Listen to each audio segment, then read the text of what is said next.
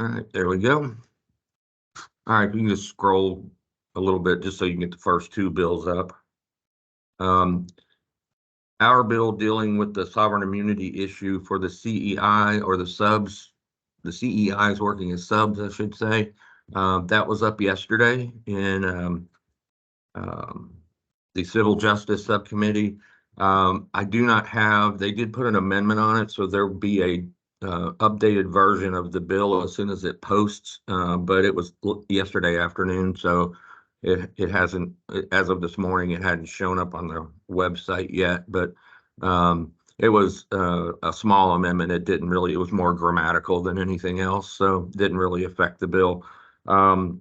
Representative Tuck did get, a lot of questions on it. We're going to meet with her as soon as we can next week because she was confused as well. She kept talking about general contractors and subcontractors, and that was making some people uncomfortable on the committee. But we're John and JW and I will meet with her next week and get her. It'll probably be late next week that it would go to transportation and modals, and if it goes next week. And she said she was working with the committee chair of that subcommittee to get it up next week. So we'll get with her before that and get that cleaned up. But I think the vote was 14-4. We had some Democrats go against it, but the trial lawyers were there to speak against it or express their concerns with the bill. They didn't really oppose it, but so that one's moving. And then Senate Bill 1534, the companion bill, that has been referred to committees now. It was just filed Friday of last week, so we should start getting some movement on that one soon. And we're working on the Judiciary Committee chair to get that on the agenda. Then we've got 149 continuing contracts. That passed out of its first committee this week. On Wednesday, I think that was on Thursday, yesterday as well, or maybe the day before.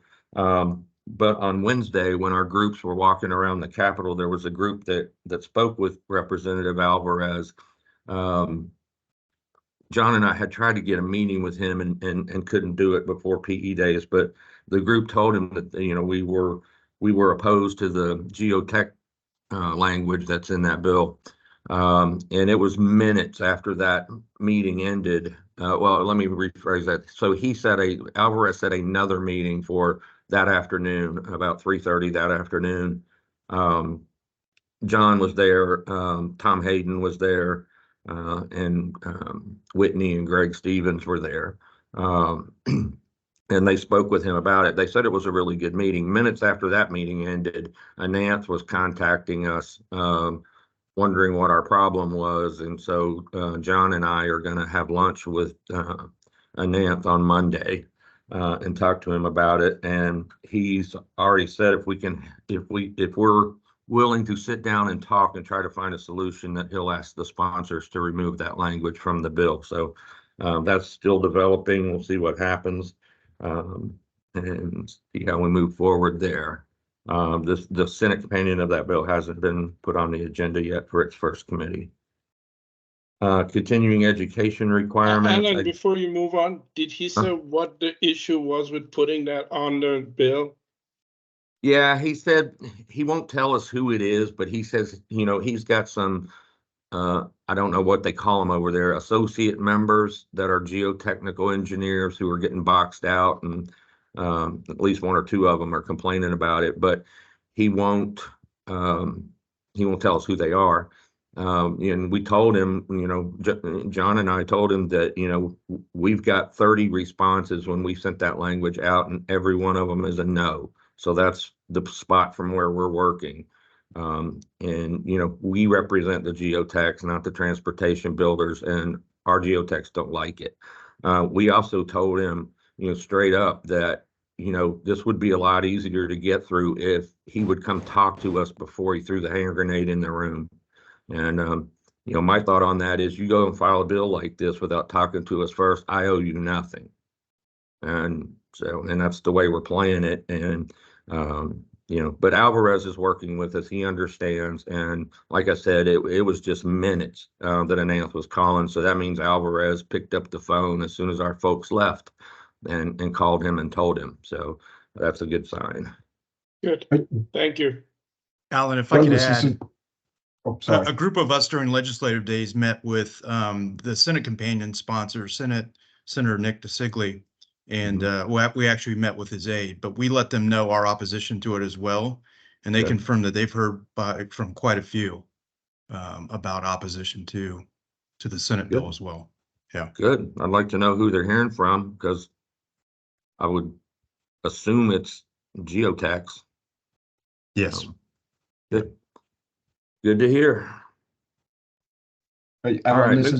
this is Jason with Ardeman and Associates. We're associate members of FTBA. We're geotax and we're opposed to it. So I don't know if that'll help with your discussion, but he does have associate members that are opposed to it as well. Okay, great. I'm glad I'm not sitting in his chair. All right. He did say it's very important to him. So, I don't know. I don't know if actual road builders are complaining as well. But like I said, he won't tell us who they are anyway. So, all right, let's move on to continuing education requirements. I just got a message yesterday evening that due to a mix-up, we thought they were going to take the engineers out of this bill at the next stop, which is on the agenda for next week on the 16th. Due to something getting messed up over there with the getting the amendment filed, it's not going to be done at that committee, but Senator Hooper has promised us it will be in the rules. When it goes to the rules committee, we will be taken out. And I'll leave this on their report until they do. The House bill hasn't moved yet, but Representative Mello has indicated that she's okay with removing us as well. I understand there's a number of professions that they're going to remove when they get to the Rules Committee, and then that'll have to happen in the House as well. So I think we're in good shape on that one. The next one, the alternative mobility funding systems. I need to go back and take a look at this, and I haven't had a chance yet, but when the bills go to their first committee, and every committee stop, there's an analysis done by the committee staff of the bill that are usually they're written in English so you can understand them. And so I need to go back, because Pete Sheridan was talking. He was actually talking to Senator Bradley, who is not the sponsor of the Senate bill. But she was saying that she really liked it, and her background is in real estate, and she was explaining some of the things to Pete, and he says, we need to go back and take a look at this, because it's more than just impact fees. So I will look at that bill and read the analysis and figure out exactly what's going on, and we may end up, the way Pete was talking, we may, send that one back to CLGR just to see if it's something that we would actually want to support or go neutral or something like that. But a lot of they were talking about brownfields and different things like that. So I need to figure out exactly what this does. But so it has passed its first committee on both sides. We'll do the analysis and decide how to move forward from there. Okay, sovereign immunity, and then the House bill is called Suits Against the Government. Yesterday in the same meeting we were in with the Civil Justice Committee, that bill was passed. That's 569. And then also Senator Brodeur's bill has not moved yet. So that one's just getting started. And then let's see, Senate Bill 266. That's the one that limits the amount that can be taken from the Transportation Trust Fund for public transit. That one has not moved in the Senate. Hooper is the Transportation Committee chair, so that's the first committee that it goes to. So I assume we'll see it start moving here soon. Its closest companion, again, I've talked about these bills before. They all do something a little different. None of them are identical to each other, but they're close, and you'll see the same thing, but they're just not lined up right now. Probably will be in a more concise bill as we move forward. But 287 was heard yesterday. and was also passed out of its first committee. So, and let's see, that also deals with the transit issue. Those are the two that are closest together. We then have Senate Bill 1032 by Gruters, which is the one that would abolish the Florida Transportation Commission.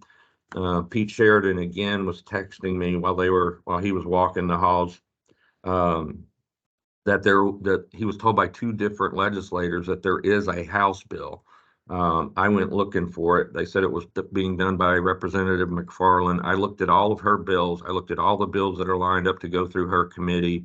Didn't see anything there. There is let me see if I can pull that statute up real quick. There is what Gruder's bill does is it basically just strikes all the language in the statutes that deal with the Florida Building Commission.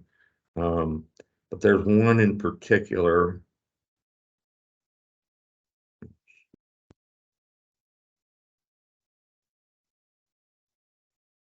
Oh, wrong text string. Laura, do you have the text string that was me, you, and Pete Sheridan the other day?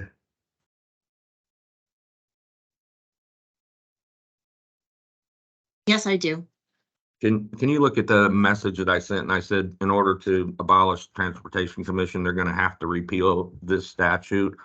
Sure. Let's see. It's like, FS Florida Statute 334.045.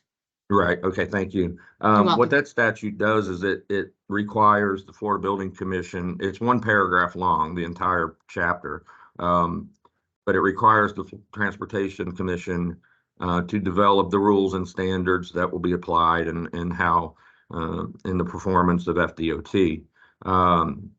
So that statute is repealed along with other stuff in Gruder's bill, but that would have to go. So I searched that particular statute for every bill that's been filed, no matter what the subject is, and I can't find anything. So all I can do right now is just wait and see, if a committee bill is filed.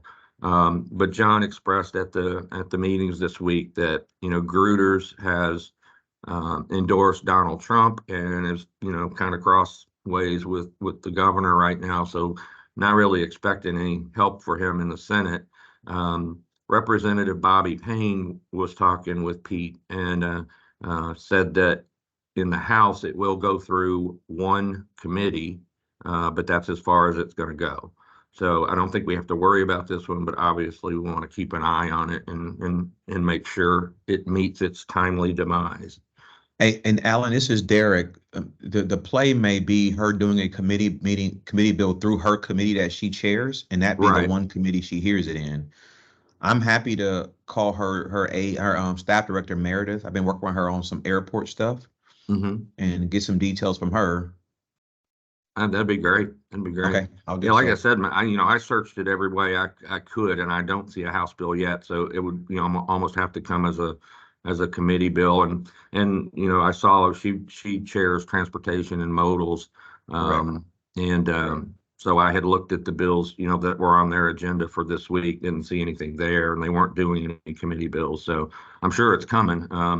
Two different people told Pete, that she's doing one. So it's just a matter of waiting for it to pop up. But yeah, whatever you could find out from her staff would be great. Sounds good. And then 1226, that's the one that deals with plant material and some other things that it hasn't moved yet. Again, I think, these things where the transportation builders are trying to limit funding for certain parts of a project, they're in different bills right now, but probably as they move forward, may wind up in the same bill. So we'll keep an eye on this one as well. And that's it in a nutshell. I will say this, there were, we had PE days this week, so it was a busy week. But there were hundreds of bills filed, late last week, and then Monday and Tuesday morning. The bill filing deadline was Tuesday at noon. So, we now have the complete list of bills. As Derek and I were just talking about, committees can always, put forth another bill at any time during the process. So But we know exactly where to watch, so we can see that as it comes up. That's really all I've got. My point of saying that really was that next week we should have, several new bills on here and on the report that we'll be watching. Any questions? Hearing none, I really appreciate all the people that came up this week. We've gotten a lot of good reviews, on the meetings and on the number of legislators we were able to get to. I know Stacy's got a ton of pictures she's rifling through trying to figure out who the legislator is. So I really appreciate those that took the time to come up. And you got to see a really nice storm while you were here. Yeah, great job. Great job to the team. It was another really successful and fun legislative days. I think it was certainly worthwhile for those who came up. Yeah, I think the crowd particularly liked how close the bar was to the meeting rooms. That never hurts. All right. Well, if we don't have any questions, I'll give you your day back, and I appreciate it. We'll do it again next week. Thank you. Thank you. Thanks, everyone. Thanks, Alan. Thank you. Have a good day. Thanks, Alan.